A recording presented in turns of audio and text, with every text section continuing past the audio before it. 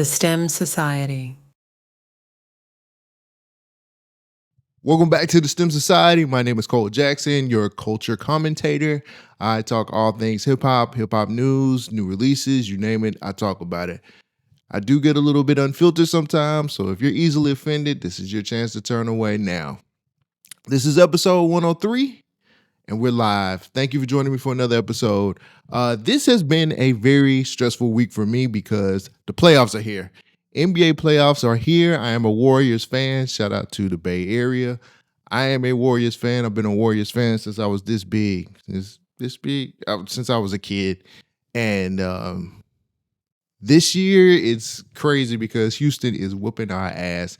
Now we got pushed to a game 7, and I have got to stay up late because I live in London to be able to watch the newest, the next game. But Steph Curry, Jimmy Butler, do whatever you have to do to win this game. We cannot we cannot lose to Houston. Please, we cannot lose to Houston. We need to make it to the next round.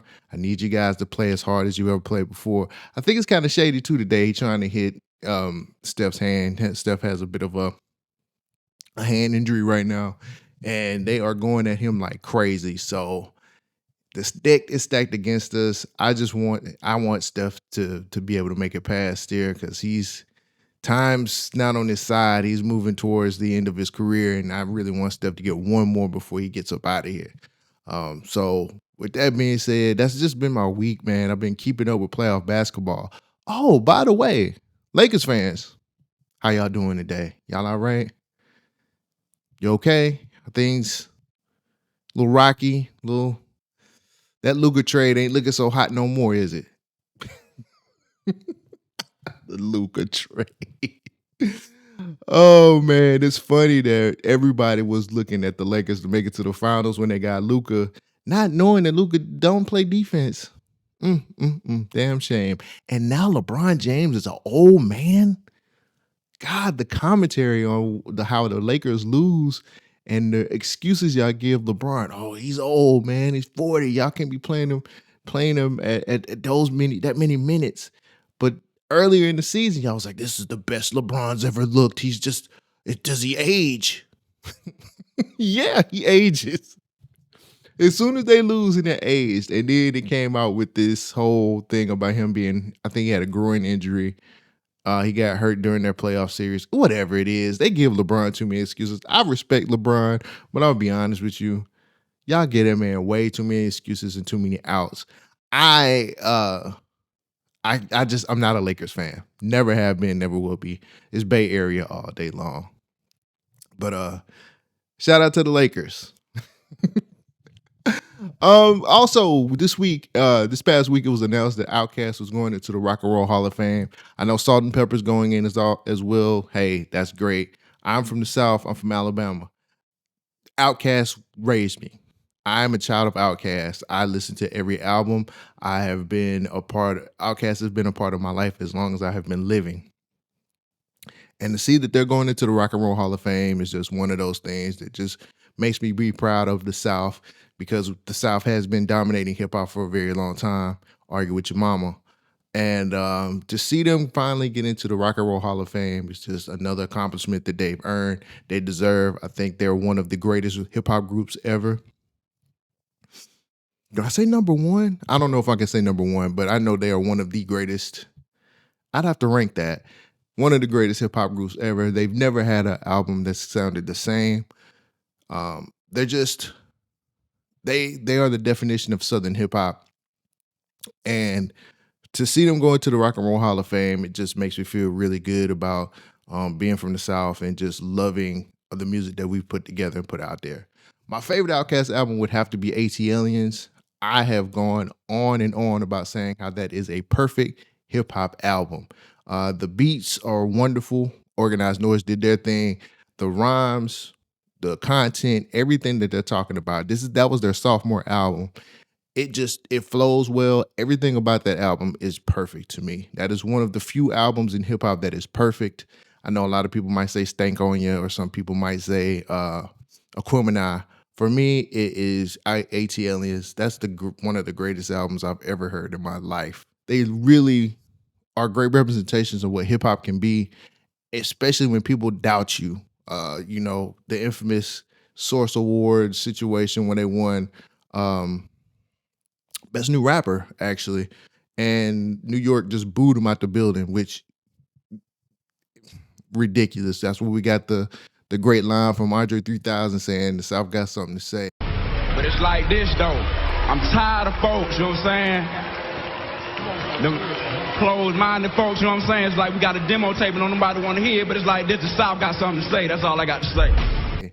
And the South ain't never looked back since. So salute to Outkast for getting into the Rock and Roll Hall of Fame. I think that I don't even know who's going to be and who's going to induct them, but who is going to induct them? I didn't even read that side of things. It don't matter. They're getting in. I'm glad that they are. And that just cements their legacy as some of the greatest duo in hip hop history. So this week I got 3 stories, and it's been an interesting week in hip hop news. So let's get into it. Music news.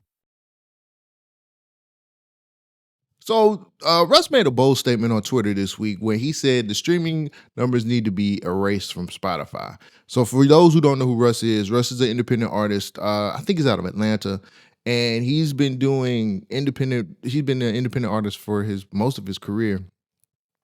He has been one of the artists that's always come forward to speak out about how the industry does different tricks and tactics against independent artists to keep them from being successful.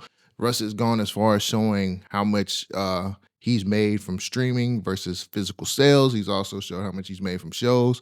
He's also showed how his songs, or people who are independent, their songs and their albums get buried by DSPs, which, he's been very vocal. I would love to sit down and interview him one day. And I like the fact that we have somebody who's willing to step up and talk about the bad practices in music. This tweet had a big back and forth on Twitter.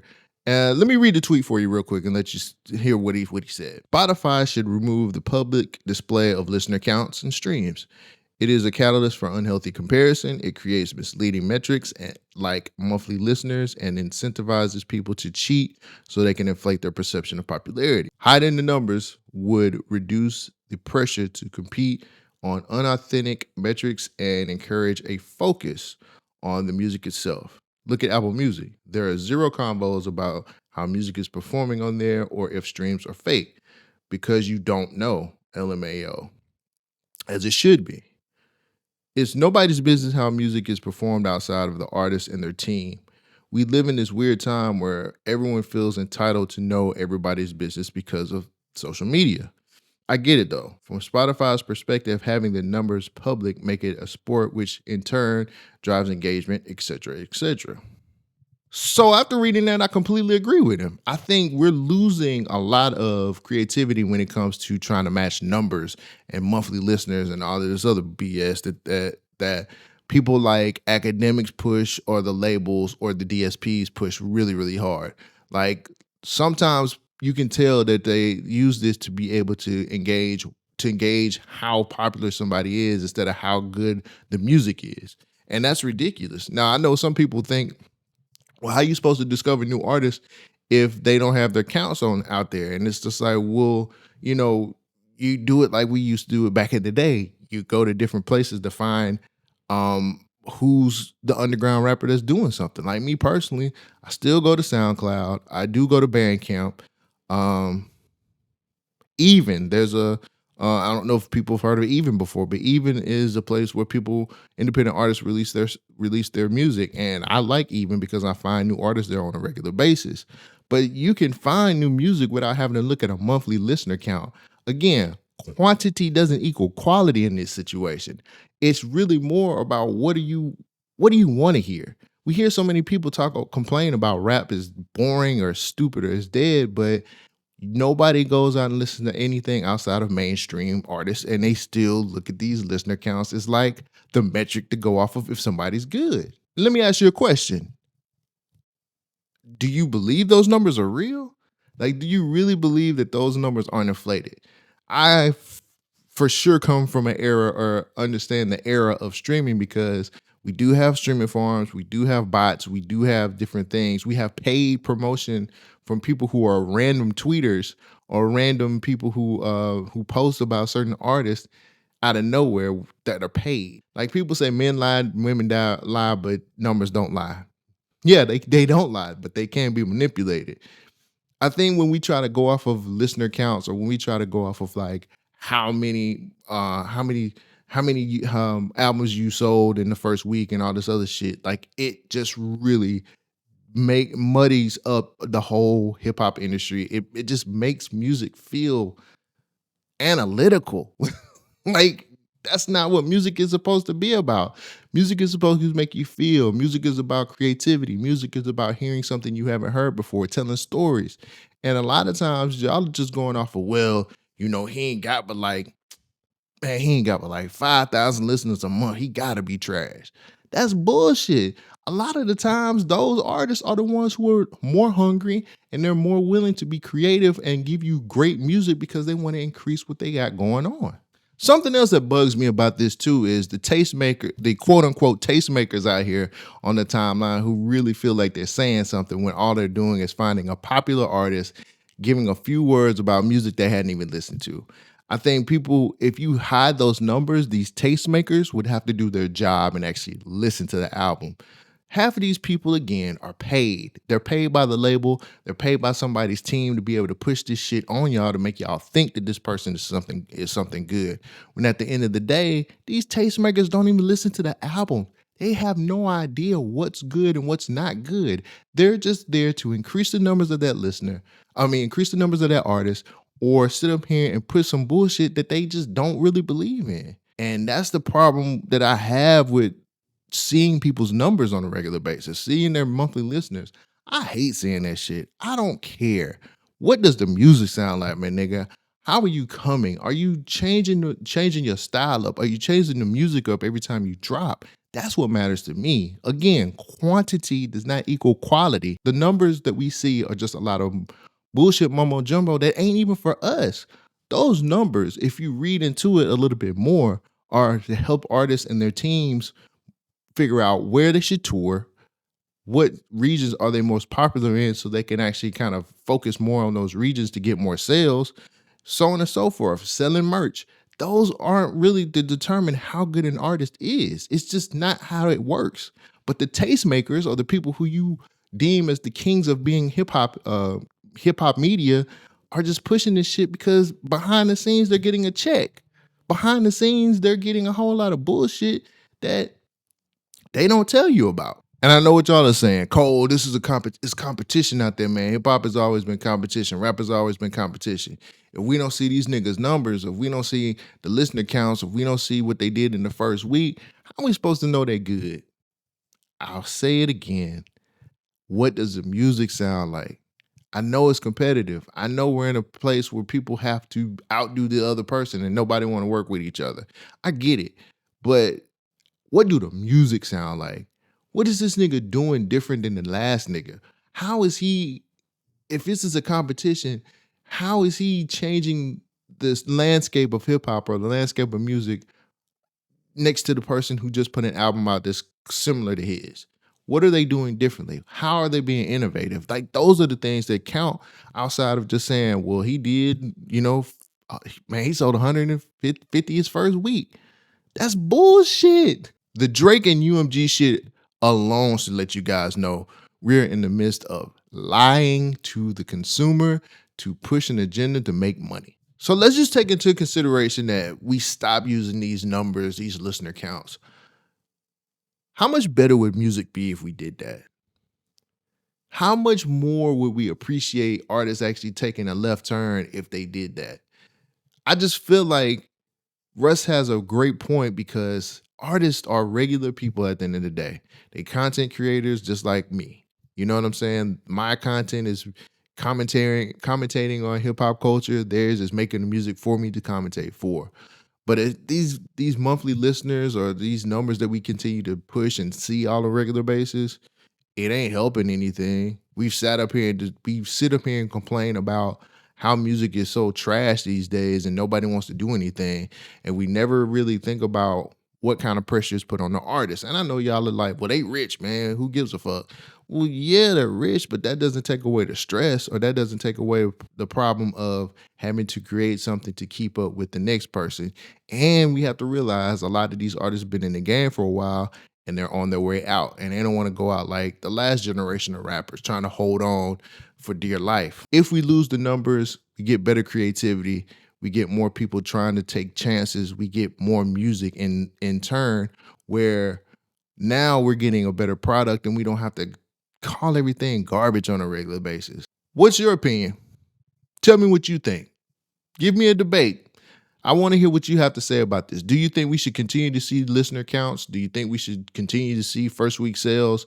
Let me know in the comments and tell me what you think. I'd love to debate you about it. All right, let me bring the room back up with some mess. Why not? Lil Yachty and Karrahboo have been going back and forth on the internet, and it's been hilarious to me. That's why I had to bring this story to the show this week.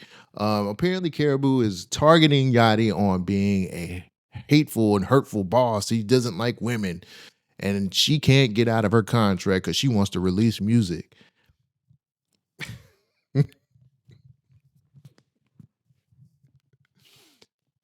I know, man. I know. Bear with me. So she gave a nice little few tweets, just kind of giving context to the situation, saying that he has a daughter and how can you do this to women? I know you mistreat women. How is it that it's been 11 months later and you still haven't let me out of my contract? You're stopping my music. I keep wanting to put music out and you keep downing it. You keep striking it. I can't get anything done. I just want out of my deal. Let me be the first to say, welcome to the music industry. Yachty's not going to give up that bag. You're very popular. You've been hitting the streaming circuit very heavy, and he still get paid off your features. Now, she has been putting out several features here recently. She did to a song called Bossy Boo, which I think got taken down, if I'm not mistaken. But that was because of an unclear sample, not because Yachty. Now, after her tweets, Yachty did put out a video kind of giving his side of the story. Let me give you guys a clip of that. So what happened was, I said, hey, you find somebody to sign you, and we'll do the paperwork. Well, first off, for the longest, nobody would sign, right? So nobody wanted to sign her. And so she kept saying that I wouldn't let her go, because truth be told, what happened was that her management at the time, or whoever, I don't know if she wasn't in communication with them or what, but she thought what happened was, she said that she thought she had deals on the table, right? Nobody was trying to sign her, right? So she thought I was holding her a deal and wouldn't sign the paperwork, but there was no deal, right? Cool. And she got a deal, right? And the deal came, and it was, I didn't care what the deal was. I don't care how much money it was. I really don't care, right? I said, okay, cool. I'll sign the paperwork. That's fine. I don't care. But before I sign that paperwork, I want my jewelry back. So Yachty is basically saying, hey, if you give me my jewelry back, if you pay back what you owe, if you show me there's deals on the table, yeah, I'll let you out of your deal, no problem, which I think is fair. You are something that he's invested his money into, so he needs return on his investment. That's how the game go. The game is the game, regardless. Now, I would think that Yachty's still getting paid off of what she does feature wise as well. And with the whole thing about not letting her release music, why would somebody who's getting paid off of you not let you release music? That's bad business. I think Yachty's a pretty smart businessman, and I think he would most definitely say, hey, let me make sure she gets everything she possibly can out there so I can get a piece of it. You're popular right now. Don't ask me why, because I don't think you've put out anything that's been good since that freestyle, that On the Radar freestyle that Yachty wrote for you. But people tend to like you. You ended up on the Anissa's song, which was a thing. That was a thing. I hope they paid Glorilla double for that. Anyway, you did what you did. You've been putting out things here and there. It would be stupid for Yachty to let you out of your contract, even if it is a bad business deal, even if it's a situation where you're not winning at the end of the day, Yachty still got to make money. You are an investment that he put money into. You owe him. Now, I really believe, because Yachty said this in the video as well, that she ain't got music to release. And I agree. She posted a video on Twitter just showing how she's got this whole hard drive full of songs or whatever the case may be. I think it was in iCloud. I don't believe that shit either. I just don't think that she's been on these different streams with all of these different streamers. When does she have time to actually make music? She says she's in the studio on a regular basis. I'm pretty sure if you wanted to get music out there, you could. I've got the biggest problem with artists who target the people that they sign to and make them out to be these horrible people, or they try to take one aspect of things and say, oh, they're bullying me. No, you signed a bad deal. Sorry. You should have got lawyers involved. Hip hop is 50 years old. I think at least 25 years of that has been, the history behind bad deals have been there that long. We live in the internet age where if you see that you're getting some kind of contract, you should go ahead and get a lawyer. I don't even think there's any deals out there on the table to sign her somewhere else. And if she wants to go the independent route, I'm pretty sure she could do it with enough industry contacts or people who she said it looks like she has enough friends in the industry that'll be able to support her through this. But honestly, if the work's not there or the music is not there, what are we talking about here? Like, where are we going with this? That's all I'm asking, because at the end of the day, clearly she's talented somewhere. I just don't know who's willing to sign that talent. I really need artists to stop sitting up here thinking that they're a kid in high school or in middle school and saying, this dude's being mean to me because he won't let me out my deal and drop my music. Bro, go ahead, put your big girl pants on, get a lawyer, and figure your way out of this. Or, like Yachty said, show me what the deal on the table is, and I'll let you out of your current deal and get a man his jury back. It's just that easy. I've always hated the fact that people are always sitting up here saying, you hate women because you're not treating me right, or you hate this, or how can you do this when this, and this? No, you put yourself in a situation where you got a bad deal, and now you got to pay the consequences.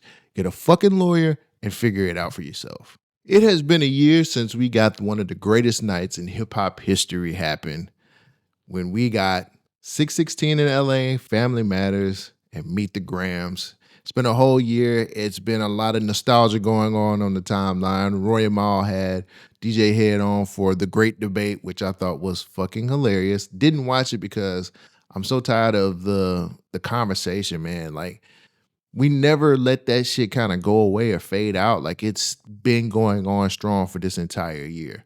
But I did want to lament some of the things I felt that night, because I remember it like it was yesterday. Like, first of all, 616 in LA, one of the more underrated songs throughout that beef. I don't care what anybody says. 616 in LA was so good. When you go back and listen to it, Kendrick picked this nigga apart in that song. I think that move was so good because, again, it came behind Taylor Made Freestyle, where Drake used Tupac's voice and Snoop's voice on AI, and the Al Green sample that Kendrick used to come back on that, and the glove, the Maybach glove, it was set up so perfectly. And I just felt like 616 in LA, nobody talks about that song because it's not on streaming and they couldn't get the sample cleared. But if you knew how to get it, you got it. And I went back and listened to that song, man. It's just as good as the night that it dropped. And I was just like, oh shit, like this nigga like ain't playing. So then, later on we got Family Matters, which to me was the best Drake diss song out of all of those songs that came out. A lot of people really criticized the first verse, which I'm one of those people that criticize that first verse. A lot of people's like the second verse. I know Curtis King went into this whole breakdown about the rhyme scheme, and niggas is sitting up here having revisionist history and sitting up here going in and saying, oh man, like he had like the bars were so simple. Bruh, let it go. A lot of you niggas now who are sitting up here talking that shit about how this song is not that great were the same ones who were just like, yo, Drake got him. Drake got him. Y'all were the same people who were saying that. And now it's just like, well, that song really wasn't that great. No, Family Matters was a great song. He did 3 different styles. He switched the beats up 3 different times. He had, even though the song got muddled in the middle because of the second verse being about everybody else and not really focusing on Kendrick, that boy was rapping. Say what you want to about Drake, that boy was rapping. At the end of the song, the last verse, he was rapping. Drake got into he got into several bags on that song. And I think the way that people are discrediting that song or going at that song the way they are, y'all niggas are really trying to rewrite history. That song didn't have time to breathe because Kendrick came with Meet the Grams and completely destroyed this man. And I think Meet the Grams is one of those things where we got an Alchemist beat, because I'm a huge Alchemist fan. We got an Alchemist beat with Kendrick Lamar rapping on top of it. You can't tell me that ain't gold. You can't tell me that ain't gold. And he surgically dismantled him. The strategy was perfect, especially him dropping the song, I think minutes. I forgot how many minutes after Family Matters. But like, we as hip hop fans was up all that night sitting up here saying, oh my God, like he dropped again. Like, probably one of the more exciting times of my life being a person who loves hip hop. That night was so good. And I think the strategy behind everybody putting their songs out, I think the fact that people were setting things up, the fact that we hear all of the discourse that happened behind the scenes. I think Gina Views here recently just said that there was supposed to be a real fade to come from that. I don't know how true that is. You know what I'm saying? Like, we all know about the call that happened before the beef. And, you know, I don't really know if these niggas trying to throw hands or not. It just sounds very salacious to me. It could be true because they live on the West Coast. But all in all, that was one of my favorite times in hip hop. The problem I'm having with this now is we won't let that die. Like, I'm tired of the Drake versus Kendrick stuff because we're missing out on so much more new music and good music that's out now. I think that the Drake and Kendrick beef was good for hip hop because we were getting kind of bland and we needed something to spark it up. We needed some excitement. And that has been something that we had been waiting on for a very long time. I think it's bad because they're 2 of the biggest hip hop artists in the world and we can't get past it now. We can't even get into new music because we're so busy talking about the tours, the numbers, what they're doing all the time. Like, we can't get out of the Drake Kendrick space at all to talk about shit like Rayvon's new album. Rayvon has one of the best albums of 2025, but it seems to get buried under this whole year anniversary of Drake and Kendrick, and we need to be celebrating newer artists because whether y'all want to believe it or not, Kendrick and Drake are about to leave, bro. They're moving into the twilight of their career. They can still make albums, but they're not going to be the top billing names in the next 5 years. And we have not taken the time out to build new stars. We haven't built new acts that are going to take their place. We haven't celebrated anybody past them or under them yet to take these mantles. And they're moving into a place where there's going to be executives pretty soon. Drake can't sit up here and rap about he can't do Nokia in 5 years, bruh. I'm sorry. He's not going to be able to do that type of rap in the next 5 years. And y'all know why. You know why. So as much as I love us celebrating the anniversary of one of the biggest nights that happened in hip hop, it's bittersweet for me because we're not celebrating new music. We're not celebrating new artists. We're not celebrating what's happening now. We're still stuck on that Drake versus Kendrick shit. And it's really hurting hip hop and it's hurting how we move forward as a culture, as hip hop culture. Like, we're stuck in the past. And I think that's always been one of the problems with hip hop, with rap. We're so stuck with what was so good at this point in time that we haven't even taken time out to listen to what's new and where the up and coming artists are coming from and what stories they're telling. Like, we haven't got to that point yet where we're listening to them. And I'm telling you right now, when the Kendrick tour is over with, what's next? When's the next album coming? Drake's got an album coming this year. We know Drake is dropping an album this year. The question is it going to be good? Is it going to live up to what the hype is? Like, we have a lot of unanswered questions right now. And as much as we're celebrating it now, we need to kind of remove ourselves a little bit more to start thinking about what the newer artists are talking about, to think about who we're going to put in these 3 seats that are about to be gone. But I personally feel like that was one of the best nights in hip hop. I was alive when Jay and Nas did it, and to be alive when Kendrick and Drake did it is fantastic. And I'm happy for it. But I'm ready to move forward, and I'm ready to get into new shit. The future is now, and we need to start building for that. But that's all I have for this week. Thank you guys for joining me for another episode. Make sure you guys subscribe to the channel. Make sure you guys are supporting me the best way you can. Please, if you have $1, then you can join my Patreon. Patreon has all the bonus content that comes out first, and it's usually a day ahead, so make sure you guys join that.